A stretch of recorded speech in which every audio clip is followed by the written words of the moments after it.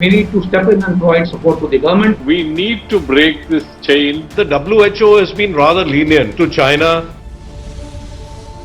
Can you, at the outset, sir, please lay out for everyone watching across the country at this time the level of effort already being made and the actual tangible takeaways that the Army, Navy and Air Force have delivered in this battle against the coronavirus? They say the armed forces must step in when there are disasters. We have been stepping in when there have been tsunamis. We have been stepping in at times of flood.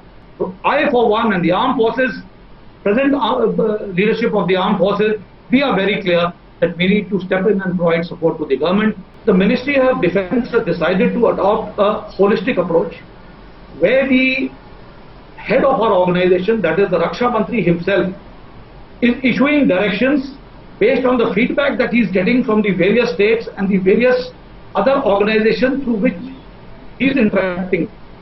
Based on that, he is giving directions. These directions are being passed on directly to the service headquarters, the Army, Navy and the Air Force.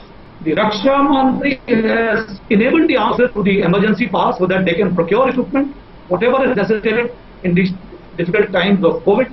And in between now comes the office of the Defence Secretary.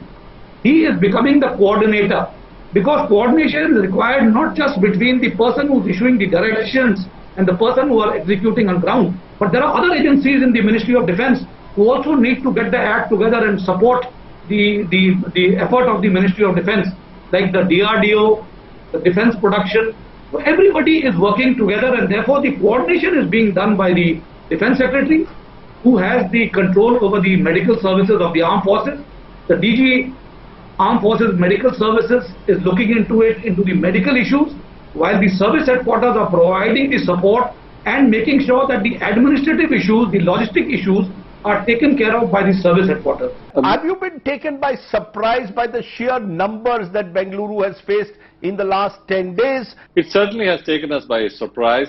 The sheer volumes, the ferocity and the speed of transmission of this disease in the second wave of corona is unprecedented, unexpected, and certainly was unplanned for. So we need to break this chain of transmission as soon as we can, so that we can stop the number of deaths and also people, bodies being crowded in the crematoriums. And the only way of doing this is, first and foremost, right now our main task is to reduce the number of deaths of patients coming into the hospital. Is Tamil Nadu going to suffer because of what happened in that crucial period between the end of March and early April when elections were held there? By the end of last year, when we had gotten over the first wave, people, not only the government started relaxing the rules, the people also developed pandemic fatigue, and that also contributed. And then the elections came in. The entire process of the elections made things very different. People let loose their, their previous discipline and started, going out and partying and gathering and all that. The arrival of probably the arrival of the new variants also contributed to this. Obviously, after the first wave, the economy had to be set in motion. Economy was opened up. People were getting down to business as usual. Of course, there were events like local body elections in the state of Andhra Pradesh, which the state government tried its best to get it postponed, but somehow it didn't work out.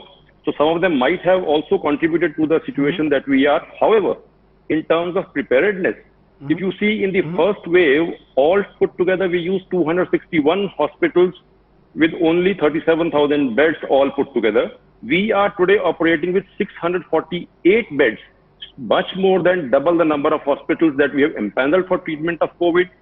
The number of ICU beds, for instance, as against 4,300 we used in the previous wave, we are currently using 6,800 ICU beds.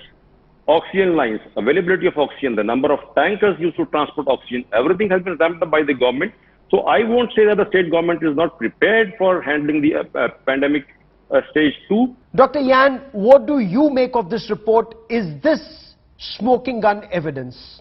Yes, this document is one of the smoking guns that can prove China's government has a long-term program of non-traditional bioweapon, which I define it as unrestricted bioweapon in my second report published last October, and to use it to conquer the whole world.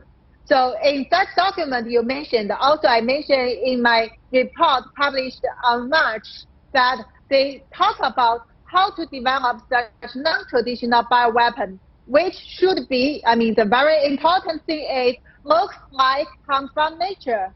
And also, to reach this objective, they have to use denying and also misinformation to mislead the world when people realize it comes from the lab. Editor-in-chief of this paper, Xu Zheng, was one of the lead scientists researching the SARS outbreak, and he is known to the Chinese leadership, to the top leadership. He's briefed them very often during this time.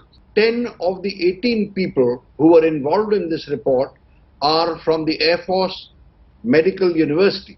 So the military link of this is very clear.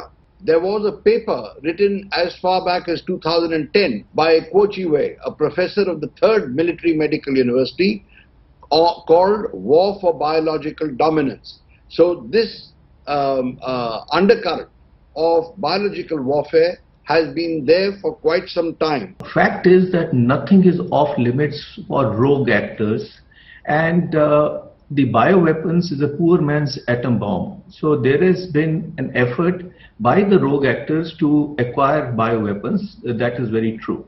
Now, this particular case could be anything. It could be a calculated leak, it could be speculative, it could be information warfare, or there could be some truth. The Chinese army has got no combat experience. They got a very low soldierly competency and skill.